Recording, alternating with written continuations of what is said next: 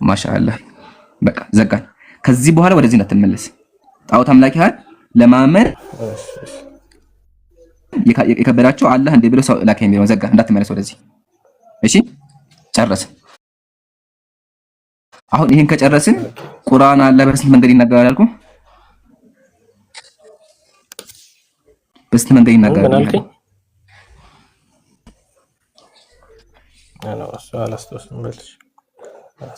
አላህ ቁርአን ላይ በስንት መንገድ በቃ ልመለስልህና ድጋሚ ላንብብልህ።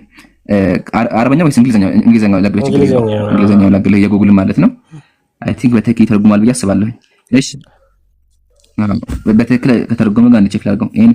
እሺ በትክክል ቱ አዘር። እሺ በቃ ላንብበው፣ ችግር የለውም። ያ በቃ እንደዚህ ይላል። ዚስ አድሬስ አለ ቱ ዘ ፕሮፌት አለ።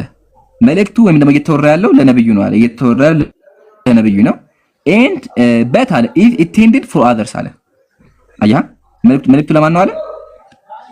ለማን ነው? ለሌሎች። ማሻአላህ እንቀጥል። አስ ኢዝ ዘ ከስተም ኦፍ ዘ አረብ አለ። ይሄ ደግሞ የአረቦች የአነጋገር መንገድ ነው አለ። ቁርአን ደግሞ የመጣው በምንድን ነው? ጸጋ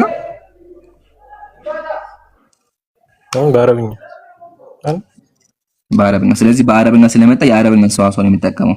እንቀጥል። they address ኤማን አለ አንድን ሰው እያወሩ አለ but it tended to someone else አለ። ግን መልእክቱ ለማን ይሆናል? ለሌላ ሰው ይሆናል። አይ አይደለ? to someone else አለ። መልእክቱ ለማን? ለሌላ ሰው ሊሆን ይችላል አለ። ስለዚህ የአረቦች አናገር ስለሆነ እዚህ ጋር አላህ ነብዩን እያወራ ግን መልእክቱ ለነብዩ ሳይሆን ለጣዖት አምላኪያን ነበር። ትርጉሙን አንብበዋል? ኢምራን አቤት ማይ ኡስታዝ ጀማል እያዛገን ነው መሰለኝ። በቃ እናውርደውና ሌላ ሰው እንቀይር። ምን ይመስላል? አየቁ ግን አሁን በቃ ዘጋን እኮ አብይ እየዘጋን ነው። እቺን ጨርስና በቃ ሰዓትም እየሄድብን ያለው ጸጋ ሰዓት እየፈጀብን ነው። ስለዚህ አሁን አንብበዋል? ያ ቴንክ ዩ በቃ ዘጋ። እዚህ ቅሬታ አለ እዚህ ጋር? አይ ያው ስለ ቃሌን ወስጄ ነው ዝም እያመንኩ ችግር የለውም። እሱ ነው በኋላ ማየው ነገር ስለሆነ ተርጉም እያሳየሁ ተው እንጂ ታንዲ ታማኝ ሆነ ያ ተርጉም እያሳየሁ የኔን ቃል ተውና አሳየሁ እኮ እዚህ ጋር አንተ ትርጉሙንም አይቼዋለሁ እኮ ሶርሱን እስቲ በደንብ አጣርቼ ነው ሌላ ቀን እንደዛ ያዋጣል። እንደዛ አይችልም። ጥሩ ነው በቃ አይተና ኢንሻአላህ እናመሰግናለን ለነበረን ቆይታ እና ጸጋ አደራ የሚል ነገር ምንድነው? መጽሐፍ ቅዱስ ላይ ያነሳኋቸው ምግዶች እባክህን መልስልን። እሺ መልስ ፈልገና እሺ እናመሰግናለን። ታዲያ እስካሁን ግን የነገረ ገፍቷል አይደል? አልገባውም መሰለኝ። ምኑን ያልገባው? ወይስ ኡስታዝ ጀማል አዝጎናልና ይውረድ በቃ ሌላ ሰው ይግባ ስል ለሱ መሆኑ አልገባውም። በምን ከገባው እኮ ኦኬ። አይ በቃ አሁንማ ዘጋኩ። በቃ ይበቃዋል እንዴ ከዚህ በኋላማ አይሆንም ሀቢቢ ዘጋ ይበቃል።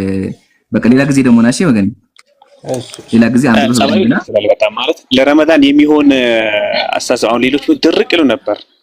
ሲጠይቅም በስነ ስርዓት ስለጠየቀ ነው ኢምራን የሚታገሰው ብዬ አስባለሁ እንጂ አይ መማመር ስለሆነ ችግር አንዳንዴ ሰው የሚረዳበት መንገድ ይለያያል። ቶሎ የሚረዳበት ቶሎ የማይረዳልና ያው ትምህርት ስለሆነ ኢንሻአላህ አሁን ተመልሶልናል ስላለ ቅሬታ ደግሞ ካለው አንብቦ ይመጣል ስላለ ኢንሻአላህ አንብበህና ግን ጸጋ እባክህን አደራ የሚልህ ቁርአንም በደንብ አንብብ። ቁርአን አንብብ አላህ ሂዳያ ይስጥህ። ከቁርአኑ ግን በፊት መጽሐፍህን ወቅ ጸጋሺ ለምን ከ50 ሺህ በላይ ግጭት ካለበት ቄስ እየመጣ እንደፈለገ እንደ አባቱ የእድል መጽሐፍ እየመጣ ዝም ብሎ የሚጽፍበት ከሆነ መጽሐፉ የተቃጠለና የጠፋ ከሆነ እንዴ ብሎ ያምላቃል ይባላል የሚለው ነገር በደንብ ቼክ አድርገህና እናመሰግናለን። ማንኛውም እሺ ወገናችን መልካም ቀን ይሁንልህ።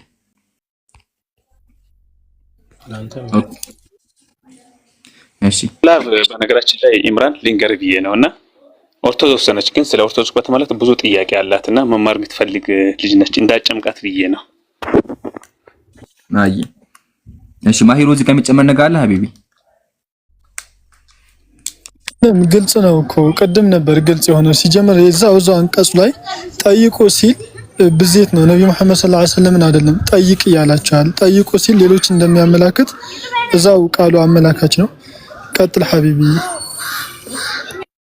ወይየካይ ጀዛከላ እዛው አንቀጹ ራሱ ዘጓል። ያው በጣም ገራሚ እይታ ነው። እሺ ኡስታዝ አቡታ ሰላም አለይኩም ወአለይኩም ሰላም ወራህመቱላህ። እንዴት ናችሁ? በቀንም ትገባላችሁ? አጋጣሚ ስገባ አየው። እንትን ፒኬ ቤት ነበርና በቃ ሲዘጋብን ወደዚህ መጣ። አይ ማሻአላህ ማሻአላህ። መርሐባ አላህ ይጠብቅ። የሚጨመር ነገር አለ ኡስታዝ? ብዙ የሚጨመር ነገር የለም፣ ግን አንደኛ ምናልባት አላቅም መጨረሻ አካባቢ ነው የመጣሁትና መልሰህ ጨምረኸው ከሆነ አላቅምና አንደኛ ምንድነው ነብያችን ሰለላሁ ዐለይሂ ወሰለም ይሄ አንቀጽ የወረደ ጊዜ ለሳቸው አለመሆኑን የምታውቀው እኔ አልጠራጠርም አልጠይቅም ብለዋል።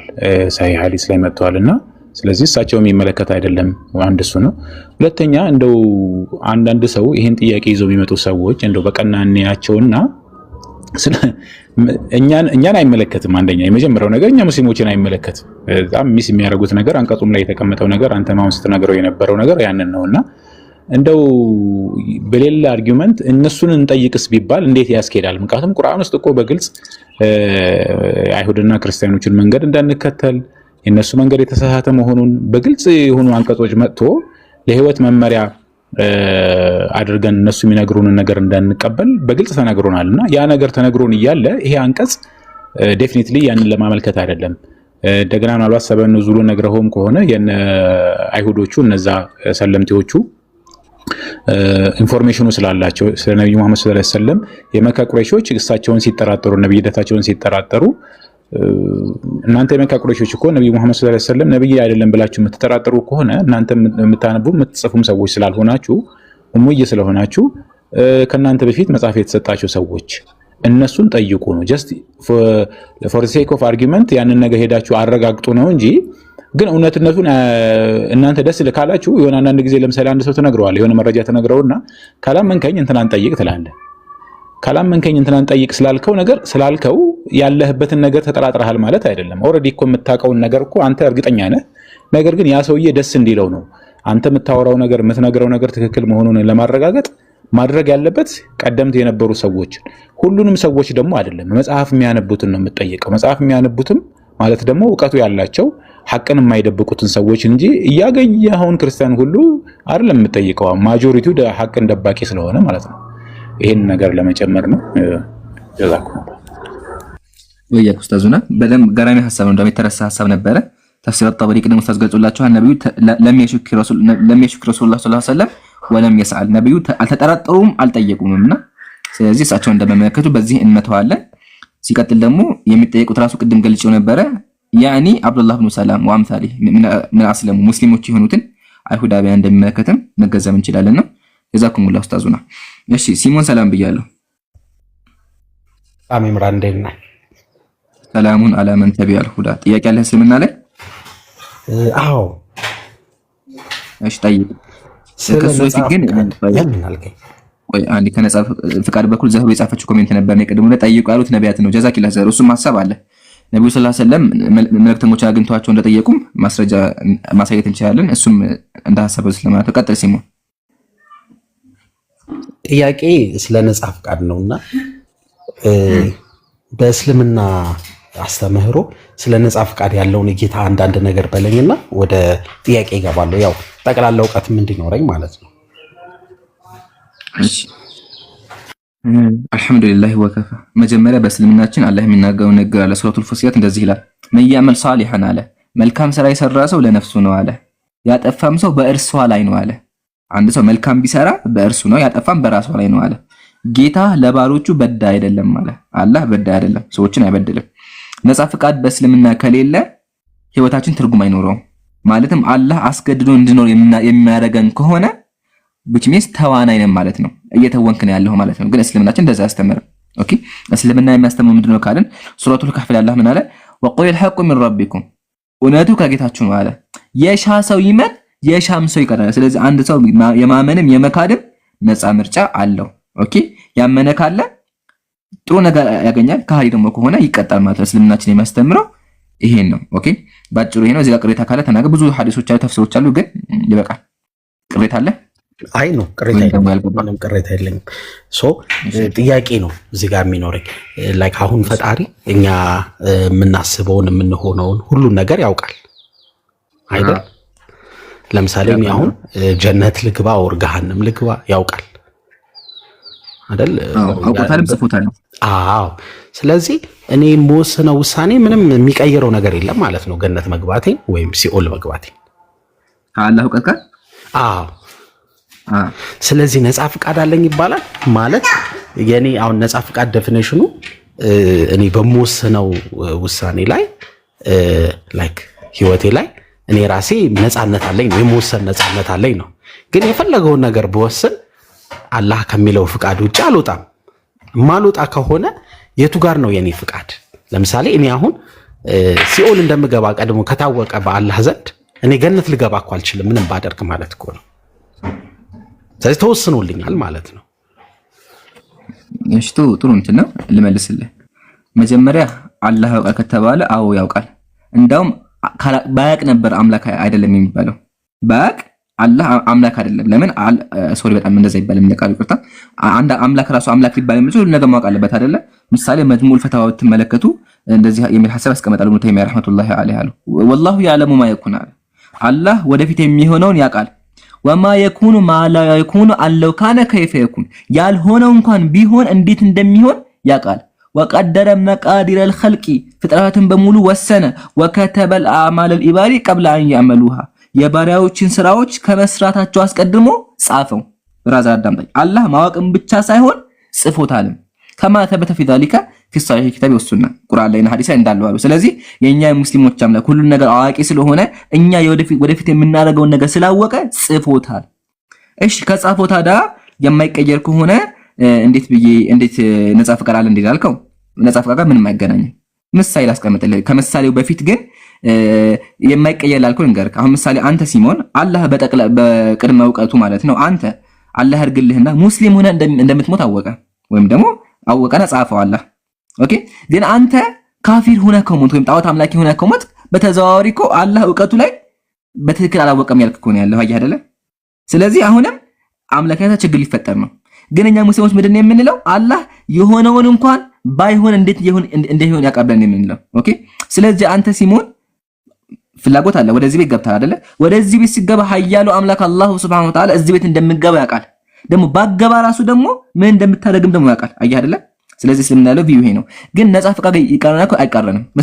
ምሳሌ አንተ አስተማሪ ሆነ ትምህርት ቤት እያስተማርክ 5 ተማሪዎች አሉ። ከ5ቱ ተማሪዎች 3ቱ ገበዝ 2ቱ ደደብ ናቸው። ለቃሉ ይቅርታ 2ቱ አይገባቸውም። ይሄን ነገር ታያለህ። ኦኬ ስለዚህ በአእምሮ ምን አሰብክ? 2ቱ ተማሪዎች ያልፋሉ 3ቱ ደግሞ ይወድቃሉ ብለህ አወክ ወይም ደግሞ ተገነዘብክ። ኦኬ ተገንዝበህ ከዛ በኋላ ፈተና ሰዓት ሲደርስ 3ቱ ወደቁ 2ቱ አለፉ። ኦኬ ታዲያ የወደቁት ተማሪዎች መተው የጣልከን እኮ አንተ ነህ መምህራችን ብሎ አንተን ቢወቅሱህ ይሄ ፍትሃዊ ነው? ብትወቀስ አንተ ወይም ተማሪዎቹ አንተን የመጠየቅ መብት አላቸው? የላቸውም። ደደብ የሆኑት አእምሯቸውን ያልተጠቀሙት በራሳቸው ፍቃድ ነው። አንተ አላስገድልካቸውም። ግን ይሄ በደል የሚሆን ምንድነው ካለን ሲሞን አንተ ገና ሳይፈተኑ መተህ አንተኛው ደደብ ነህ የምታመጣው ሲ ነው ኤፍ ነው ብትለው ይሄ በደል ነበረ። ግን አላህ መጥቶ አንተ ገሃነም ትገባለህ አላለንም። ስሩ ነው ያለን። ሲሩ ፊል አርድ በምድር ላይ ሂዱና ስሩ ነው ያለው። ስለዚህ አንተ ትሰራለህ ከዛ በኋላ እሱ ደግሞ ሁሉን ነገር ያውቃል ነው። ግን በደል የሚሆነው ምን ቢሆን ሲሞን አንተ ሲሞን ገሃነም ትገባለህ ብሎ አስቀድሞ ነግሮ ቢሆን ተበድለሃል።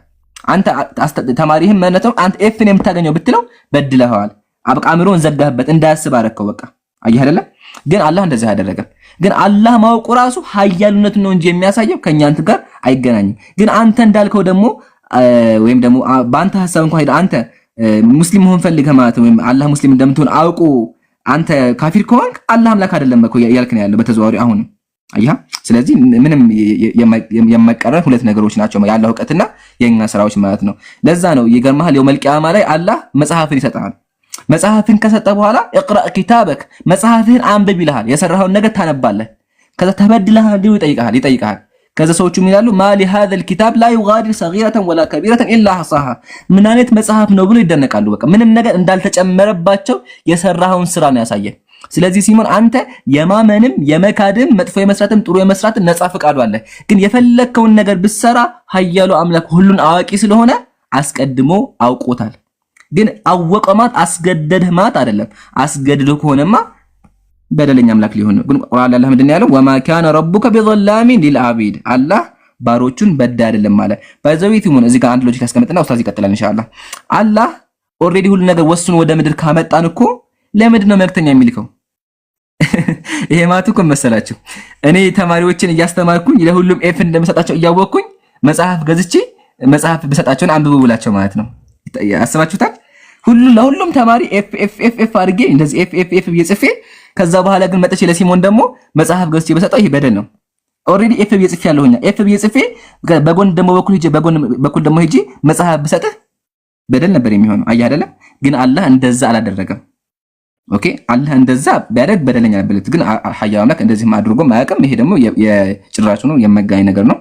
ኤኒዌይ ኡስታዝ አቡ ስለሚጨመር ካለ በደንብ ይጨምሩበታል ኢንሻአላህ። ኡስታዙና ተፈضل። እሺ ኡስታዝ ከመጨመሩ በፊት እዚህ ጋር እንትን ልበል። አሁን በጣም አሪፍ አድርገህ ነው ያብራራው፣ ቆንጆ ማብራሪያ ቴንክ ዩ። ግን እዚህ ጋር አንድ መጠይቅ የመምህሩ ምሳሌ በጣም ቆንጆ ነው። ግን ያ መምህር ተማሪዎቹን ያስተምራቸዋል አይደል? ሰነፉን ያውቃል፣ ጎበዙን ያውቃል፣ አንተ እንዳልከው። ስለዚህ የሚያልፈውን ያውቃል፣ የሚወድቀውን ያውቃል። ፈተናውን ከተፈተኑ በኋላ አንዱ ልጅ ቢወድቅ መምህሩ አልጣለውም፣ ግን መምህሩ ቀድሞ እንደሚወድቅ ሊያውቅ ይችላል። ትክክል ነህ። ነገር ግን መምህሩ ለምሳሌ ከ10 ወር ከ100 ቢሆን የፈተናቸው 40 አምጥቶ እንደሚወድቅ ሊገምት አይችልም። መምህሩ የዛኔ ያህል ሻርፕ ግምት አይኖረውም። ምናልባት ደግሞ ያ ልጅ ያ ሰነፍ የተባለው ልጅ መምህሩ ይወድቃል ብሎ የጠበቀው ልጅ እና አጋጣሚ ማታ ላይ የሚያስጠናው ሰው አግኝቶ ማለፊያ ነጥብ አምጥቶ ሊያልፍ ይችላል። መምህሩንም ሊያስገርመው ይችላል ትልቅ ውጤት አምጥቶ። አሁን መምህሩ አለማወቁ እዚህ ጋር ይወጣበታል። የፈጣሪ ሲሆን ግን ሌላ ነው። ከመምህሩ ጋር አብሮ ሊሄድ አይችልም። ምክንያቱም መምህሩ ሳምሃው ሊሚቴሽን አለው እውቀቱ ማለት ነው። ባለው እዛ ኢንቫይሮንመንቱ ላይ ባለው አሰስመንት ነው የሆነ ነገር ላይ የሚደርሰው። አሁን ግን ፈጣሪ ግን ሁሉን አዋቂ ነው ስንል ላይክ እንዴት ልበል ኤቭሪቲንግ ሰርፕራይዞች ሁሉ አይኖሩም ማለት ጎበዝ ሆኖ እንኳን ያለች ሰነፍ ሆኖ እንኳን ያለች ማታ የሆነ ሰው አስጠንቶት ሊያልፍ እንደሚችል ስንት ራሱ ቁጥሯን ለምሳሌ ከመቶ ስንት ሁሉ እንደሚያመጣ ሊያውቅ ይችላል ፈጣሪ። ይሄንን ካልን ደግሞ ላይክ ይሄ ልጅ የፈለገ ቢሆን ከፈጣሪ ዕውቀት የወጣ ነገር ሊያደርግ አይችልም። አሁን ይኸውልህ ምን መሰለህ ይሄንን እንድልህ ያስገደደኝ ምንድነው? ለምሳሌ እኔ የተወለድኩበትን ቤተሰብ መርጬ አይደለም። ማንም ሰው የተወለደበትን ቤተሰብ መርጦ አይደል? ፈጣሪ ነው ሊመርጥለት የሚችለው። እኔ ለምሳሌ አሁን እስልምናን የማያውቅ ቤተሰብ ብወለድና ነገ ገሃነም ብገባ ሊፈረድብኝ አይችልም። ምክንያቱም ያሳደገኝ ቤተሰብ ያስተማረኝን ሃይማኖት ይዤ አድጋለሁ። ከዛ እስልምና ኡስታዞች የሚያስተምሩትን ስሰማ በፍጹም ትርጉም አይሰጠኝም። ምክንያቱም እኔ ከልጅነቴ የተነገረኝ ነገር አለ። ስለዚህ አልቀበለውም። ልክ አይደለህም ብዬ ሞግተሃለሁ። የራሴን ይዤ ስላደግኩ ከልጅነቴም ያስኩትን ይዤ ስለማድግ ማለት ነው። እኔ ክርስቲያን ነኝ እያልኩ አይደለም ባይተው፣ ግን ምሳሌ ነው እያልኩ እየሰጠው ያለሁትና መርጬ ባልተወለድኩበት ሃይማኖት አድጌ እኔ ቤተሰቤን አልመረጥኩም፣ ብሔሬን አልመረጥኩም፣ ሃይማኖቴን አልመረጥኩም፣ የምወለድበትን ቤተሰብ አልመረጥኩም። ሳድግ ደግሞ በዛ ቤተሰብ ውስጥ ስላደግኩኝ የእነሱን ዕውቀት ይዤ አድጋለሁ። በዚህ ምክንያት ነገ ደረቅ ነው መሆኑ ሌላ ነገር አልሰማም ከተማርኩበት ቤተሰብ ከሰጠኝ ሃይማኖትና አስተሳሰብ ውጭ። ታዲያ እኔ አሁን ይፈረድብኛል? እና መጀመሪያም ያልኩ ይሄ ከመምህሩም ጋር እንደማይመሳሰል ይመሳሰላልም ካልክ እስኪ ንገረኝ። ሁለት ጥያቄ ነው የጠየቁ። መዝግቢያቸዋለሁ፣ ጽፌያቸዋለሁ እዚህ ጋር። እሺ አልሐምዱሊላህ ወከፋ። መጀመሪያ ከመምህሩ ልጀምርልህና ትክክል መምህሩ ሰው ስለሆነ ነው። አየህ አይደለ? አንተ ራስህ እኮ አልከው መምህሩ እንኳን በተገደበ ዕውቀቱ ተማሪዎቹን አይቶ መወሰን ችሏል። ስለ አምላክሳ መምህሩ አንዱ ደካማ ፍጡር ተማሪዎቹን አይቶ መወሰን የሚችል ከሆነ ኃያሉ አምላክሳ ሁሉን ነገር አያውቅም እንዴ? ያውቃል። አየህ ባንተ ሎጂክ ራሱ። ስለዚህ አላህ ሁሉን ነገር ስለሚያውቅ ሲሞን አንተ ነገ የምታደርገውን ነገር አስቀድሞ አውቆታል። ለዛው ቀደም ኢብኑ ተይሚያ ረህመቱላሂ ዐለይሂ ያዕለሙ ማ የኩን ወለው ካነ ወማ ለም የኩን አለው ካነ ከይፈ ኩን። አላህ የሆነውን እንኳን ያውቃል፣ ወደፊት የሚሆነው የሚያውቀው ሁሉን ነገር ኢልሙሁ ሚሁጥን ቢኩል ሁሉን ነገር እንዳወቀው የተናገረው። ስለዚህ አላህ ሁሉን ነገር ስለሚያውቅ አንተ የምታደርገውን ነገር አስቀድሞ ጽፎታል ነው። ግን ሲሞን አሁን በደል የሚሆነው ምንድነው? ያንን ጽሁፍ እንድትኖር ቢያስገድድህ ነው። ጽፌልሃለሁ በዛ ኑር ቢልህ ግን አላህ የጻፈው አንተ ስለምትሰራው ነው እንጂ ስለተጻፈብህ አሰራው። በደምብ ልገምልህ አላህ የጻፈው ስለምትሰራው ነው እንጂ ስለተጻፈብህ አሰራው። አንተ የምትሰራው ስላለ የምትሰራውን ስራ አላህ አውቆ ጻፈው እንጂ ተጽፎብህ ይሄን ብቻ እንድትሆን አላመጣህም ወደዚህ። ግን ደግሞ ከዛ ጽሁፍ አወጣም። ለምን? አላህ ሁሉን አዋቂ ስለሆነ ማለት ነው። ይሄን በዚህ ዘጋ ነው። በኋላ ቃል በቃል በደንብ አስረዳሃለሁ። እሺ የሰው ምሳሌ ላይ አንድ ነገር ጨምርልህ። ምሳሌ ሞባይልን ሲከፍተው እዚህ ጋር ዛሬ ፀሐያማ ነው፣ ነገ ደመናማ ነው እያለ ይናገራል አጥኚዎች አጥንተው። ኦኬ እዚህ ጋር ደመናማ ሆነ ነገ ፀሐያማ ነው ላይ ነገ ፀሐያማ ነው ብሎ ስላወቁ ፀሐይዋ ላይ የፈጠረው ተጽዕኖ አለ። ሰውየው ወይም ደግሞ ሳይንቲስቶቹ ሪሰርች ሰርተው ወይም ደግሞ ደመናን መርምረው ነገ ደመናማ ነው ከዚህ ፀሐያማ ነው እያሉ አወቁ። ፀሐያማ ብለው ማወቃቸው ፀሐይዋ እንድወጣ አድርጓታል እንዴ? አላደረጋትም። ፀሐይ በራሷ የምትንቀሳቀሰው ፀሐይ በራሷ ብትንቀሳቀስም ግን ሰው ልጅ አጥንቶ ያለውን ነገር ደረሰበት። ግን ስለደረሰበት እሷ ላይ ተጽዕኖ ያደረገባት ማየህ አይደለም። ስለዚህ አላህ ማወቁ አንተ ግዴታ እንድታደርግ አያስገድድህም ነው ሲምፕሊ ይሄ ያተናል። እንዲሁም ሳይንቲስቶች እዚህ ጋር ነገ ፀሐይ ነው ብለው ማወቃቸው ግዴታ አድርጎታ ፀሐይ እንዲሁ አድርጎታ የሚል ሎጂክ አያስኬድም። ዘጋል። ቀጥሎ እኔ በሙስሊም ቤተሰብ ብወለድ ኑሮ ወይም ደግሞ መርጬ አልተወለድኩም ማለት ትክክል ነህ። በእስልምናችን በዚህ ዙሪያ ምርጫ የለም። ወንድ ሆኖ የተወለደ የለም፣ መርጦ የተወለደ እንዲሁም አገር መርጦ የተወለደ የለም፣ ቤተሰብ መርጦ የተወለደ የለም፣ ቋንቋ መርጦ የተወለደ የለም። ይሄ የአላህ ችሎታ ነው። ለዛ ነው ሙስሊሞች ቀደርን ለሁለት የምንከፍለው። ቀደር ሸርዒና ቀደር ተክዊን ይባላል። ተክዊን ላይ ሲመጣ ምንድነው? ምሳሌ አገርህ፣ ጾታህ፣ ቤተሰብህ፣ ቋንቋ ይሄ ያንተ ምርጫ አይደለም። አላህ ራሱ መርጦና የተወለድክበት ጊዜ የምትኖርበት ጊዜ ይሄ የአላህ ዕውቀት ነው። አንተ ምንም ምርጫ የለህም። በዚህም አትጠየቅም። ይሄ በደል የሚሆነው ምንድነው? አላህ ለምን ሴት ሆንክ ብሎ ቢጠይቅህ፣ ለምን ወንድ ሆንክ ቢልህ፣ ወይም ለምን ኢትዮጵያ ተወለድክ ቢልህ፣ ወይም ቤተሰቦች ለምን እንደዚህ ሆኖ ብሎ ቢጠይቅህ በደል ነበር። ግን አላህ በዚህ አይጠይቀንም። አላህ በዚህ አይጠይቀንም። ታዲያ ምንድነው የሚያስጠይቀን ካልን ስራችንና ስራችን ነው እንጂ ሴት ወንድ በማለት ቤተሰቦቻችን ቋንቋችን አይቶ በተአምር አይጠይቅም። ኦኬ ግን እዚህ ጋር ደግሞ ምናል እዚህ ጋር ነጻ ፍቃድ አለን። ነጻ ፍቃዱ ምንድነው ካልን ስራችን ላይ አንድ ሰው የፈለገውን ነገር መስራት ችሎታው አላህ ሰጥቶታል። ግን አላህ ደግሞ የሚሰራውን ነገር ያውቃል። ባይዘው እዚህ ጋርም ስናገር ማወቅ ያለበት ነገር እያንዳንዱ ምድር ላይ የሚከሰተው ነገር በሙሉ በአላህ ኃይልና በአላህ ፈቃድ እንደሆነ እንዳረሳ ማለት ነው።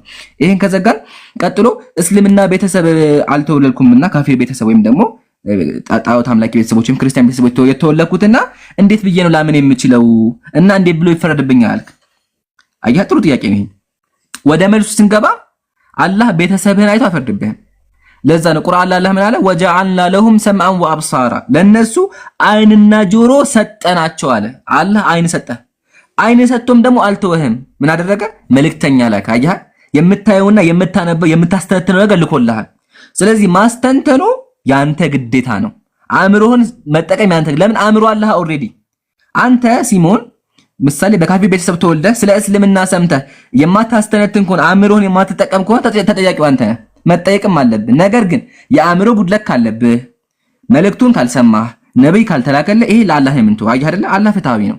አላህ አእምሮ ችግር ስላለብህ አይቀጣህም። ምሳሌ እብዶች ምናምን ማለት ነው። ወይም ደግሞ አላህ ነብይ ካላከልህ ስለ እስልምና ካልሰማህ አይጠይቅህም። አይ አይደለ? ወይም ህፃን ልጅ ከሆንክ አይጠይቅህም። የምትጠየቀው ማሰብ ከጀመርክ በኋላ አቅመ አዳም ከደረስክ በኋላ በምትሰራውና በምታደርገው ነገር ነው። ኦኬ ሲሞን። ስለዚህ አላህ መጽሐፍ ስላ ግዴታ እውነቱን መርምረህ መድረስ ያንተ ግዴታ ነው። በደል የሚሆነው ምንድነው? እስልምና ከባድ ነገር ሆኖ ቢሆን ኖሮ ለማስተተን ከባድ ቢሆን አእምሯችን ጎዶሎ ቢሆን ነብይ ባይላክ ትክክል ነበር። ግን ኦልሬዲ እንደዚህ ለአለ ቁርአን ራሱና ለአላ የኩና አለ الناس حجة የውመል ቂያማ አምላክ ፊት ቆመ ተበድያለሁ እንዳትል ነው አላህ ያደረገው። የውመል ቂያማ ትጠየቃለህ። ተበድለሃል ብሎ አላህ ይጠይቃል። ስለዚህ የዛን ጊዜ ተበድያለሁ እንዳትል አሁን አላህ አስቀድሞ መልእክተኛ ላከ። አየህ አይደለ? የውመል ቂያማ ምንም ሁጃ አይኖርህም። መጽሐፉ ይመጣልሃል፣ ታነባለህ ስራህንም። ቀጥሎ መልእክተኛ አላኩልህም እንዴት ትጠየቃለህ? መልእክተኛ እንደተላከልህ መጽሐፍ እንደተሰጠህ ትመሰክራለህ። የዛን ጊዜ ፍርዱ የሚሆነው ባንተ ላይ ነው። አንድ ምሳሌ አስቀምጥና ይበቃኛል። ምሳሌ እናትና አባት ገዳዮች ናቸው። አላህ ያርጋቸውና ገዳይ ቤተሰብ የተወለድከው ገዳይ ቤተሰብ ላይ አድርገህ አንተም ገዳይ ሆንክ። ሰዎችን መግደል ጀመርክ። ከዛ ፍርድ ቤት ቆመህ ዳኛው ሰዎችን ለመገደል ሲልህ ጥፋተኛ እኮ አይደለሁም እኔ እኮ ጥፋተኛ አይደለም ቤተሰቦቼ ናቸው ብትል የሚሰማህ አለ? ወህኒ እስር ቤት የምትገባው አያ ቤተሰቦች ገዳይ መሆናቸው የአንተ መግደል ፍትሃዊ ያደርገው። አንተ አእምሮ አላህ መግደል መጥፎ እንደሆነ አስበህ መድረስ ህፃን ልጅ ብትሆን ግን ዳኛው አይፈርድብህም። አያ አይደለ? ግን አእምሮ ስላለ መግደል መጥፎ እንደሆነ መድረስም አለብህ። ስለዚህ በካፊር ቤተሰብ በክርስቲያን ቤተሰብ ብትወለድም ስለ እስልምና መርምረህ ማወቅ ግዴታ አለብህ። ግዴታም እንዲሆን ነው አላህ መልእክተኛና መጽሐፍ የሰጠው ማለት ነው። ጨርሻለሁኝ። ኡስታዙና በጣም ይቀጥ አስረዘምኩት። አንዴ ቆይ እንዳትረሳኝ ነው። አብሽር አይ ያው አቲንክ አፍጥርም ደርሷልና ምናልባት እኔም አንድ ሐሳብ ሰጥቼ ልውጣ ብዬ ነው። ሱረቱል አንዓም ምዕራፍ 6 ቁጥር 26 እና 27 ከፍትልኝ እስቲ አንዴ ከፍትልኝ።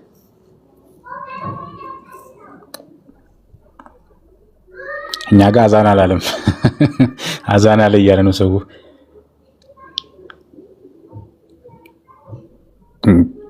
ከፈትክልኝ? ማሻአላ። እሺ ስምዖን፣ ይሄ አንቀጽ ምን እንደሚል ነገር ልንገር። በጣም የሚገርም አንቀጽ ነው። አንቀጹ ምን ይላል መሰለህ? አላህ Subhanahu Wa Ta'ala ቁርአን ላይ ይነግረናል። የሚነግረን ነገር ምንድነው መሰለህ? ልክ ሴናሪዮን የትንሣኤ ቀን የሰው ልጆች የሚሆንበትን ሁኔታ ፊውቸር ያለውን ነገር ወደዚህ አምጥቶ ነው የሚነግረን፣ ታሪኩን ማለት ነው። ልክ አሁን ቢሆን ኖሮ ብሎ ወደፊት ያለውን በታይም ትራቭል ሄዶ ወደፊት የሚከሰተውን ነገር እኛ አዚፍ እንደተከሰተ አድርጎ ነው እዚህ ጋር አንቀጹ እየነገረን ያለው። አንቀጹ ምን ይላል? እነርሱም ይላል ሰዎች ከእርሱ ይከልካሉ ይላል፣ ከእርሱም ይርቃሉ፣ ነፍሶቻቸውን እንጂ ሌላን አያጠፉም ግን አያውቁም ይላል። ከዛ 27 ላይ ምን ይላል? 27 ላይ ሄድ በእሳትም ላይ በተቆሙ ጊዜ ይላሉ። እነዚህ በአላህ የካዱ ሰዎች አላህን አናምንም ያሉ ሰዎች ጀሃነም ውስጥ ሲገቡ ይላል ምን ይላሉ? ጌታችን ሆይ ወደ ምድር በተመለስን ኖሮ ይላሉ። ወደ ምድር መልሰን ልክ አሁን ያለንበት ማለት ነው። ወደ ምድር በተመለስንና በጌታችንም አንቀጾች ባላስተባበልን ከምእመናኖችም በሆንን ምኞታችን ባሉ ጊዜ የሚሆነውን ነገር ብታይ ይገርምሃል፣ በጣም የሚያስደነግጥ ነገር ነበር የምታየው ያ ሙሐመድ ብሎ የነብዩ ሙሐመድ ይነግራቸዋል። ከዛ 8 ላይ ሄድልኝ ኢብራሂም። በጣም የሚገርመው ይሄ አንቀጽ ነው። ምንድነው ይሄን አንቀጽ ያመጣሁበት? ምን ይላል? ይልቁንም ይላል ከዚህ በፊት ይደብቁት የነበሩን ሁሉ ለእነርሱ ተገለጸ፣ ወደ ምድር ዓለም ወደ ምድር በመልሳቸው ኖሮ ይላል አላህ Subhanahu Wa Ta'ala። በተመለሱም ኖሮ ከእርሱ ጋር ወደ ተከለከሉት ነገር በተመለሱ ነበር ይላል። ቅድም ኢምራን ሲነግር የነበረው ሐሳብ ማለት ነው። ምን ማለት ነው? የሰው ልጆች አላህ Subhanahu Wa Ta'ala ፈጥሮን እንኳን አይደለም ምድር ላይ እድል ሰጥቶን አይደለም ዝም ብሎ ፈጥሮን ራሱ ጀነት አንተ ጀነት ነህ፣ አንተ ስምዖን የጀነት ነህ፣ እንትና የጀሃነም ነህ ብሎ ቢያስገባን ራሱ ፍትሃዊ አምላክ ነው። ለምን ካልከኝ እንኳን አይደለም ስራ ሰርተን ብቻ አይደለም ሳንሰራ ራሱ ዛሬ ፈጥሮን ዛሬውኑ አንተ የጀነት ነህ፣ አንተ የጀሃነም ነህ ብሎ ራሱ ቢያስገባን ፍትሃዊ አምላክ ነው። ለምን ካልከኝ እንኳን አይደለም ፈጥሮን ጀነትና ጀሃነም ሰዎች ነገ የትንሣኤ ቀን ጀነትና ጀሃነምን አይተው ራሱ በአይናቸው አይተው ጌታችን ሆይ እባክህ ወደ ምድር መልሰን፣ ብንመልስ ኖሮ እኮ እንደ ሙስሊሞቹ አማኝ እንሆን ነበር፣ እንደነሱ እንታዘዝ ነበር ይሉ ነበረ። በጣም የሚገርመው ነገር ግን ይላቸዋል ነብዩ መሐመድ እነዚህን ሰዎች እንደዚህ ብለው የሚከራከሩ ሰዎች ነገ የትንሣኤ ቀን ጌታችን ሆይ እሳትን አይተናል፣ በቃ ከዚህ በኋላ ጀነት ጀሃነም የሚለውን ነገር አይተናል፣ እኛም እንደ ሙእሚኖች ታማኝ እንሆናለን፣ ቃልህን እናከብራለን የሚሉትን ሰዎች ወደ ምድር በመልሳቸው ኖሮ ይላል አላህ፣ በመልሳቸው ኖሮ ተመልሰው ወደ ነበሩበት ክህደት ውስጥ ይገባሉ ይላል። ያ ማለት እንኳን አይደለም ፈጥሮን እዚህ ምድር ላይ እየኖርን አይደለም ነገ እንኳን ገና ከሞትን በኋላ ይሄ ሰው ልጆች ሞተው ጀነት ጀሃነም እንኳን ከገባን በኋላ የሚገባው ጀነት የሚገባው ጀነት ጀሃነም የሚገባው ጀሃነም ገብቶ እዛ እንኳን አይተን ብንመለስ እንኳን ምን አይነት ባህሪ እንዳለን ሁሉ ነው እየነገረን ያለው። ያ ማለት ዕውቀቱ በጣም እንኳን የሆነ ነገር ቢከሰት አይደለም ቢከሰት እንኳን ምን ሊሆን እንደሚችል ሴናሪዮን ሁሉ እየነገረን ያለውና ይሄ አንቀጽ የሚያሳየው ነገር ምንድነው? የሰው ልጅ ሐቁን ያውቃል፣ ልቡን ያውቃል። ነፃ ፍቃድ ላይ ያልከው ትንሽ ሐሳብ ልስጥና እሷን ልጨምራት ብዬ። ነፃ ፍቃድ ሲባል አምላክነቱን የሚያሳውቅ አምላኩን ማለት አምላኩ ማን ነው፣ ለምን ፈጠረኝ ምናምን የሚሉት መሰረታዊ ጥያቄዎች የሚመልስለቱን ነገሮች የሚያሳውቅ ፍቃድ ተሰጥቶታል። ያንን ፍቃድ ነፃ ፍቃድ ተሰጥቶታል ሲባል ግን ሁሉ ነገር ልቅ አይሆን አይደለም፣ ሊሚትድ ነው። ነፃ ፍቃድ ሲባል አንዳንድ ጊዜ ሰዎች በጣም አይናችን ራሱ ሊሚትድ ነው፣ ጆሮአችን መስማት የሚችለው ነገር ሊሚትድ ነው። ስለዚህ አቅማችንም ሊሚትድ ነው፣ አይምሮአችንም ማሰብ የሚችለው ነገር የተወሰነ ያህል ሊሚትድ ነው። ያ ሊሚትድ የሆነው አይምሮ ግን ምን አያስደርገንም? አምላክን አስጠንተነን እሱን እንዳናውቀው የሚያደርገን አይምሮ አይደለም። ነፃ ፍቃድ ሲባል ግን እንደው ዝም ብለን ልቅ ነገርም እንዳናደርገው ልፈልጌ ነው። ያቺን ነገር ቃሏን በአንዳንድ ሰዎች ነፃ ፍቃድ ሲባል በጣም ሁሉ ነገሩ ልቅ አድርገው ያስቡታል። እንደዛ አይደለም። የሆነ ሊሚትድ ነፃ ፍቃድ ማለት ዊዝን የሆነች ሊሚትድ የሆነ እንትን አለው። ምንድነው የሚባለው? ክበብ አለው። ሁሉ ነገር ልቅ ነው ማለት አይደለም። ነፃ ፍቃድ ሲባል የፈለከውን ነገር እንደፈለግት እንድታደርግ ተፈቅዶልሃል ማለት አይደለም። ያንን ነገር ፍሬም እንድታስይዘው ስለፈለግኩ ነው። ጀዛከላ ኡስታዝና አላሁ አክበር። የገለጽክበት መንገድ በጣም ገራሚ ነው። የቅድሙን አንገዛጀማ ካስተዋላችሁ ራሱ አላሁ ሱብሃነሁ ወተዓላ በቃ የውመል ቂያማ ምን እንደሚሉ ራሱ አስቀምጦታልና ገራሚ ነው። ሁለተኛ ደግሞ ነፃ ፍቃድ ሲባል እንደዛ ማሰብ የለብንም። ሁሉ ነገርማ ልቅ አይደለም እኮ። ልቅ ከሆነማ እንዴት እንጂ ሁሉ ነገር ተፈቅዷል። እንደዛ አይደለም። በእስልምና ህግና መመሪያ አለ ነው። ጀዛኩሙላህ ኡስታዝና በደንብ ገልጻችሁታል። ሲሞን ቆረጥ ሰላም አለይኩም። ወአለይኩም ሰላም። አቡ ይስራ አንድ ጊዜ ቆይ አንድ ደቂቃ። ሰላም አለይኩም ኑሮ ፎሎ አድርጓቸው ኡስታዝ አቡ ሙስራን እዚህ ያላችሁ 700 ምናምን ሰዎች ፎሎ አድርጓቸው። ሰሞኑ ማሻአላ ጀዛኩሙላህ ብቅ ያሉን እንዳጠፉብን ድሮ ነው የምናውቃቸው። አብዛኛው ሰዎች ላያውቋቸው ይችላሉ አንዳንዴ ስለሚጠፉብን ማለት ነው። ጀዛኩሙላሁ ኸይረን ወያክ ወያማ ሁላችሁም ተዛዝን ፎሎ አድርጉ። ባረከላሁ ፊኩም። በጣም ብዙ ነገር ትጠቀማላችሁ። ፎሎ አድርጉ። ጀዛኩሙላህ። እሺ ሲሞን ቅሬታ አለ ወይም ያልገባህ ነገር አለ? አሪፍ አድርጋችሁ ነው ያብራራችሁት። በጣም ቆንጆ ነው። እኔ ምን መሰለህ ሁልጊዜ ግራ የሚገባኝ ሲሞን 3 ደቂቃ ነው የቀረንና 3 ደቂቃ ስለሆነ አንድ ደቂቃ ጠይቀን ከዛ ላይ ማፍጠሪያ ደርሰናል። እሺ ቅድም ያልከው ላይ ኡስታዝም እንዳለው ፈጣሪ ሁሉን አዋቂነቱ አንተ የምታደርገው ነገር ላይ ጣልቃ ይገባል ማለት አይደለም ማለት። ግን እዚህ ጋርም ቅድም ኡስታዝ አስቀምጦልሃል። እኔ የረሳሁት ነገር እሱን ነው። ኤክሴፕሽኖች አሉ እንዳረሳ። ኦኬ ኤክሴፕሽኖቹ ልንገርህ። እሺ ምሳሌ ምድር ላይ ዝናብ ይዘንባል፣ ችግሮች ይፈጠራሉ። ምሳሌ አንተ ወደ መጥፎ ነገር ልትሄድ ይሆናል አይደለ? ወይም እኔ ምሳሌ ነው ከቁርአን ልስጥክና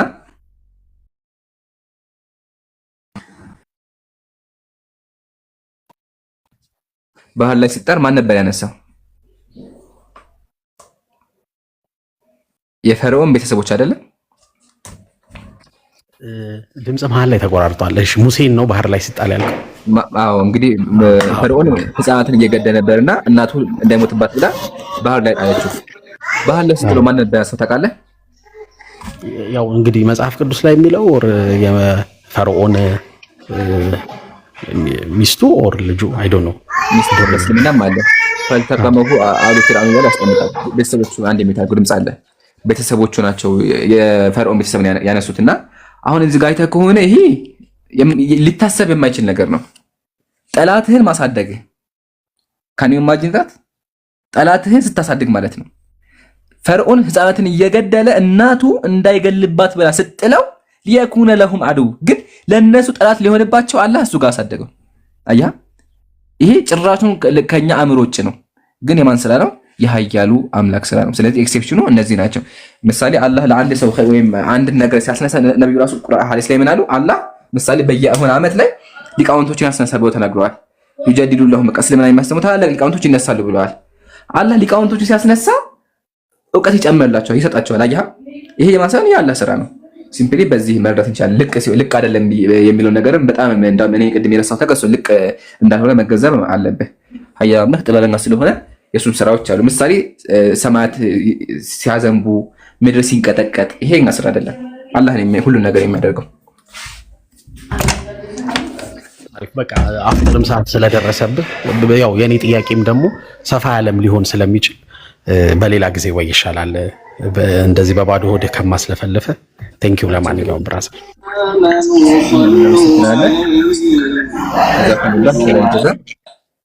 ያ በጣም ደስ የሚል ቆይታ የነበረን። በክርስትና ባወራው ደስ ይለኝ ነበር። በክርስትና እግዚአብሔር አስቀድሞ ሮሜ ላይ እንደተጻፈው ዓለም በሙሉ ሲፈጥር የሚያምኑትን መርጦ ነው። በቃ ሲጀመር ያጸደቃቸው ራሱ ሙስሊም ክርስቲያን የሆኑት ራሱ የመረጣቸውን ጠራቸው፣ የጠራቸውን አጸደቃቸው እያለ የሚናገረውና እግዚአብሔር የጠራቸው ራሱ የመረጣቸውን ሰዎች። ለዛ ነው ዮሐንስ ወንጌል ላይ ኢየሱስ ሲያስተምር አይሁዳውያን አእምሯቸውን ሸፍኖባቸው ነበር፣ እያዩ እንዳያዩ፣ እየሰሙ እንዳይሰሙ፣ እንዳያስተውሉ፣ እንዳይመለሱ እንዳይፈሙሳቸው አእምሯቸውን አሳወረ ይላል። ስለዚህ እግዚአብሔር አእምሯቸውን እውር አድርጎታል እንዳይቀበሉን ጭራሽ ነው። ስለዚህ በክርስትና ራሱ የሚያምነው ክርስቲያኑና እግዚአብሔር የመረጠው ብቻ ነው ማለት ነው። ይሄም አለ የሚለውን ለመናገር ነው። ኤኒዌይ እስልምናችን አልሐምዱሊላህ ሙሉ ነው። ዘህሩዬ የመጨመር ካለ ጨምረና ኢንሻአላህ እንለያይ። ልጁ በቂ ነው። ልጁ ጥያቄ ካለው ላስተናግደው ነበር አንተ እንድትሄድ ልጁ ሌላ ሰውም እየላከ ነው። ክርስቲያን የሚመች ከሆነ እኔ መቀጠል ይችላለሁ። አይ እንትን ስልኩን ይዘው የምትሄድ ከሆነ ደግሞ መሄድ ትችላለህ። ኢንሻአላህ እስከምሰግድና እስከምገባ ድረስ ይቀመጥ። ግን በኋላ ቪዲዮ ስለምሰራ መውጣት አለብኝ። ትንሽ ደቂቃዎች ካሉት አውሪያቸው። መርሃባሽ እሺ። የቅድሙ ሰውዬ ካለ መግባት ትችላለህ። ኢንሻአላህ ጥያቄዎችንም ማቅረብ ትችላለህ። ይሄ ከበቂ በላይ ነው የተመለሰው። አለኝ። ሰላም አለይኩም። ወአለይኩም ሰላም ወራህመቱላሂ ወበረካቱ። እሺ ልጅ ለመልስ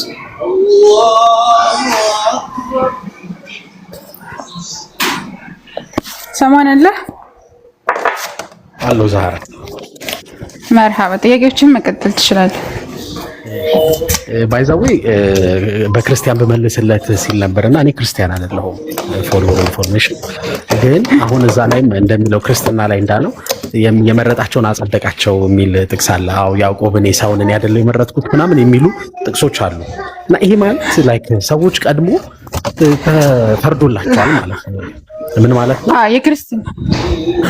የክርስትናውና የእስልምና የሰማይና የምድር ያክል ልዩነት አለ። በዚህ አሁን እንትና ማን ነው እስልምና ላይ አላህ Subhanahu Wa Ta'ala ይመራሃል። ነገር ግን አንተ ስትመራ ነው፣ አንተ ፈልገህ ስትመራ ነው። ለዛ ነው አላህ Azza wa Jalla ሱረቱል ነህል እንደዛ አካባቢና ምን ይላል?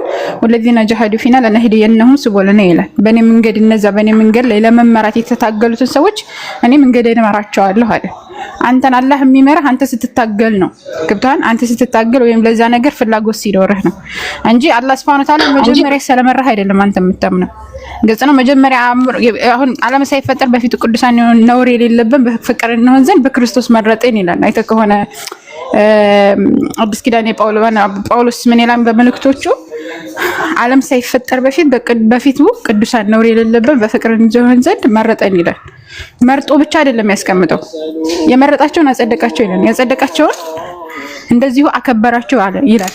ያከበራቸውን እንደዚሁም ደግሞ እንደወሰነባቸው ይናገራል። ወሰነ፣ ከዛ አጸደቃቸው፣ አከበራቸው። ኦሬዲ ከብረው ከመፈጠራቸው በፊት ከብረው ጸድቀው አልቀዋል ብሎ ነው የሚያስቀምጠው የክርስትናው። የእስልምናው ግን አንድ ሰው ሲፈጠር ነፃ ምርጫ አለው። ነፃ ምርጫ አለው። ቅድም እንደተብራራለህ ነፃ ምርጫ አለው ሲባል ለምሳሌ እኛ በምንካሄደው ወይም ደግሞ ነፃ ምርጫችንን ተጠቅመን በምንሰራቸው ነገራቶች ናቸው ነፃ ምርጫ ያለው። ለምሳሌ አንተ አሁን ቅድም ስታነሳ ነበረ እኔ ለምሳሌ ከእናትና ከአባቴ ነው የተወለድኩት። ያንን መርጫ አይደለም፣ ብሄር መርጫ አይደለም፣ ቀለም መርጫ አይደለም፣ ወዘተ ነገራቶች እነዚህ አሁን መርጣህ አይደለም። በእነዚህ ነገር ግን አላህ አይጠይቅህም። ለምን ጥቁር ሆንክ፣ ለምን የእንትና ልጅ ሆንክ፣ ለምን ይሄን የዚህ ሀገር ለምን ተወለድክ ብሎ አላህ አይጠይቅህም። የሚጠይቅህ ታዲያ በምንድነው ከተባለ አንተ መርጠህ ባገኘኸው ነገር ነው። ለምሳሌ ሃይማኖትህ መርጠህ ነው የምታገኘው። ለምሳሌ አንተ እንዳልከው ከልጅነትህ ጀምሮ ቤተሰቦችህ ይሄኛው ሃይማኖትህ እያሉ አሳድገው ከሆነ ለአቅመ ሔዋንና ለአቅመ አዳም በሚደርሱ ጊዜ ልጆች ሁለቱን አነጻጽረው የመምረጥ እድል አላቸው። ነገር ግን አጋጣሚ ሆኖ ለምሳሌ እስልምና ሳይደርሳቸው ቢሞቱ አላህ በነገራችን ላይ መልእክተኛ ሳንልክ የምንቀጣ አይደለንም ነው የሚለው። መልእክቱ ሳይደርስ አጋጣሚ ሆነ ወይም እስልምና የሌለበት ቦታ ተወልደህ በተለያዩ ሃይማኖቶች ላይ ብታድግ አላህ Subhanahu Wa Ta'ala እስልምና እስካልደረሰ መልእክቱ እስካልደረሰ ድረስ አይቀጣህም። ፍትህ ነው ያለው እስልምና ላይ ማለት ነው። ክርስትናው ደግሞ በተቃራኒው ስቲል የፍራኦን ልብ የደነደነው ራሱ እግዚአብሔር ያደነደነው ክብሩን ለማሳየት እንደሆነ ያስቀምጣል። ክብሬን እገልጽበት ዘንድ የፍራኦን ልብ አደነደንኩት ነው የሚለው። መጀመሪያ ራሱ ፍራኦን ሰላመፀ ሳይሆን ልቡ የደነደነው አምላክ ክብሩን ሊያሳይበት አስነሳው ነው የሚለው ቀጥታ ማለት ነው። ይሄን ያንኛው ይለያያል ለማለት ፈልጌ ነው። ቀጥል እምልሽ ክብሩን መግለጽ ምን ይጠቅመዋል? አሁን ፈርዖንን ልብ አደነደንኩት ሲል የሆነ ድራማ የሚሰራ አይመስልም? ላይክ አደነደንኩት፣ ከዛ ፈርዖን ላይ ብዙ ተአምር ይሰራል፣ ከዛ ኃያልነቱን ያሳያል ፈጣሪ። እና ምን ይጠቅመዋል ኃያልነቱን ማሳየቱ ወይም ክብሩን መግለጡ ምን ይጠቅመዋል? ይሱ ጥያቄያችን ነው። እኛም ከዚህ በፊት ብዙ ጊዜ ጠይቀናል። ነፃ ምርጫ ጋር ተያይዙ ክርስቲያኖች እኛን እንጠይቃሉ። ይሄ ቀደርን አስመልክቶ ስለመጻፍ ቅድም እና ኢምራን እንዳብራራለህ ስለመጻፍ ስለተለያዩ ነገራቶች ሲያብራሩ ይሄንን ነገር አላነበባችሁትም ነው ይሄ ነገር ያለው እናንተ ጋር ነው ብለን እኛ እንደ ጥያቄ አድርገን ስናነሳላቸው መልስ ራሱ አይሰጡንም። ከስድብ በዘለለ ማለት ነውና እኔ ራሴ መልስ እፈልጋለሁ ለዚህ አምላክ እስቲ ፈርዖን ጥፋቱ ምንድነው ታዲያ? አምላክ መጀመሪያ ልቡን አደንድኖና ለፍርዓውን ልቡን አደንድኖ የሱ ክብር እንዳሳይለት ዘንድ ልቡን አደንድኖ ከፈጠረውና ካስነሳው የፍርዓውን ጥፋት ምንድነው? ፍርዓውን ጥፋት የለበትም ልንል እኮ ነው። መርጦ አይደለም ያደረገው ልቡ ስለደነደነበት ነው። እኛ ጋር ስትመጣ ግን አላህ Subhanahu Wa Ta'ala እስቲል ፍርዓውን እንዲመለስ ማለት ነው አውለን ለይን እንደሆነ በጣም ቅስቅስ ያለ እኔ ረቡኩም ለዓላ እኔ ታላቁ ጌታችሁ ነኝ እያለ ራሱ ማለት ነው ወደ ፍርዓውን በጣም ድንበር ስላለፈ ሄዱና ልስልስ ባለ ንግግር ዳዋ አድርጉልስ ብሎ ነው አላህ Subhanahu Wa Ta'ala ሙሴንና ሃሩንን የላካቸው ቁርአን ላይ ልስልስ ባለ ንግግር እንዳናገሯቸው ማለት እንዳናገሩት ማለት ነው። እምቢ ካለና ካመፀ ደግሞ እምቢ አለ ይባላል። እስከ መጨረሻው ድረስ ታግሏል። በነገራችን ላይ ሙሴም ሀሩን ተአምር ተሰጥቶታል። የተለያዩ ነገራቶች እንዳመን ማለት ነው። አላህ Subhanahu Wa Ta'ala የተለያዩ ነገራቶችን አድርጎለታል። ነገር ግን እሱ እምቢ አለ። እያወቀ ነው ያጠፋው። መጨረሻ ላይ በውሃ እንዲጠፋ ተደረገ። ነገር ግን ክርስትናው ላይ ያለው በተቃራኒው ነው። እና ይሄንን ጥያቄ እንዳልከው እኔም ጥያቄ ነው። ምናልባት ከመለሱልህ ጠይቃቸው። እስልምና ላይ ግን ጥያቄ ካለ በጣም አሪፍ ማብራሪያ ነው የሰጠሽኝ ዛህራ። አንድ ምሳሌ ልስጥሽ ነኝ። አሁን ቅድም እነ ኡስታዝ ባሉት ላይ ማለት ነው። ለምሳሌ ካልኩሌተር አለ አይደለ? ይሄ ቁጥር የምንደምርበት የምናባዛበት ፕሮግራም ይደረጋል አይደል? ላይክ እንዲያባዛ እንዲደምር ምናምን። ሁለት ሲደመር ሁለት ብታስገቢለት 3 አይሰጥሽም፣ 4 ነው የሚሰጥሽ አይደል? ኦሬዲ። ስለዚህ አሁን ቅድም እንዳሉትና ኡስታዝ ደግሞ የኛ መጨረሻ ፍጻሜያችን ሁሉ ነገራችን አላህ ያውቃል ተጽፏል ተባለ አይደል? ይላል ቁርአን። ከተጻፈና የሚያውቀው ከሆነ እሱ ከጻፈው ውጭ እኛ ቢሄቭ አናደርግም። ለካሁን ካልኩሌተሩም 2 ሲደመር 2 3 ብሎ ሰርፕራይዝ አያደርግሽም። 4 ነው የሚልሽ ፕሮግራም ስላደረግሽው። የኛ ነገር እንደ ካልኩሌተሩ ነው ማለት ነው። ኖ አይደለም። ፕሮግራም አላህ አንተ እኮ እንደዛ የምታደርገው ወይም ደግሞ ምድር ላይ ማእተህ አድርግ አታድርግ ብለ ያዘዘህን ትእዛዝ የምታደርገው እኮ አላህ ፕሮግራም ስላደረገ ሳይሆን አንተ እንደዛ ስለምታደርግ ማለትም አንተ የምትሰራውን ነገር አስቀድሞ ስለሚያውቀው ነው የጻፈው። ገብቷል? ለምሳሌ አንተ ነገ የምታደርገውን ነገር እኔ ባቅ ነገ የምታደርገውን በአጠቃላይ ብጽፈው ማለት ነው ባቀውና ነገ የምታደርገውን በአጠቃላይ ይሄንን ታደርጋለህ ብል አንተ የምታደርገው በነፃ ምርጫህ ነው። ገብቷል? ለምሳሌ አንተ ከዚህ ገስት የመጣው በነፃ ምርጫህ ነው አይደለም? ማንም አስገድዶ አይደለም አይደለም? ሂድ እንትና ብሎ ነው ማንም አላስገደደህም። ግን አንተ ወደዚህ ስትመጣ እዚህ ገስት እንደምትገባ አምላክ ያውቃል አያውቅም? ያውቃል። እንዳልሽ እኮ ነው ያውቃል። አዎ ግን አንተ እንደምትመጣ ያውቃል። በነፃ ምርጫህ ነው ሁሉንም ነገር የምታደርገው የምትሰራው እያንዳንዷን ነገር በነፃ ምርጫህ ነው የምታደርገው።